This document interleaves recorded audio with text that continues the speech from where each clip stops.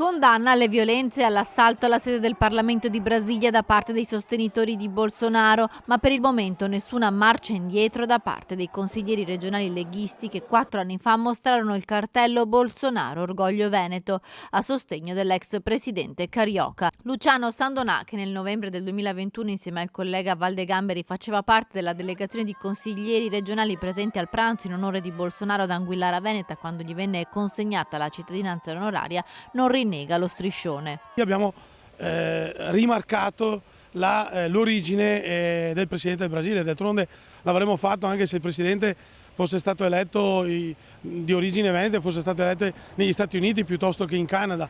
Per noi rimane, diciamo, un punto fermo e anche una nostra forma di orgoglio da parte di noi veneti. Sandonà condanna le violenze di Brasilia, ma sulla questione della cittadinanza onoraria di Anguillara è chiaro.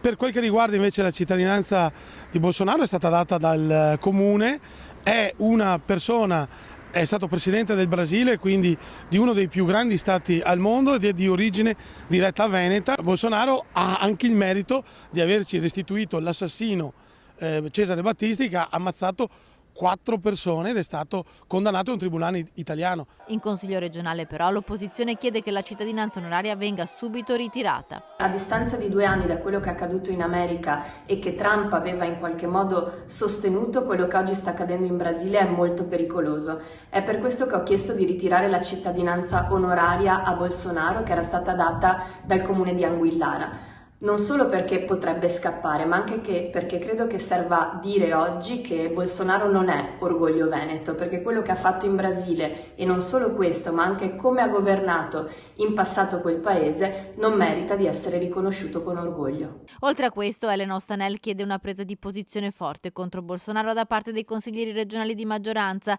specie da quelli che lo hanno sostenuto, mostrando il famoso striscione. Bisogna assolutamente che il Consiglio regionale, ma soprattutto i consiglieri che qualche anno fa lo hanno sostenuto chiamandolo Orgoglio Veneto e chi oggi continua a dire che è con orgoglio un Veneto, debbano assolutamente cambiare idea e dare un segnale chiaro contro chi mette a repentaglio la democrazia.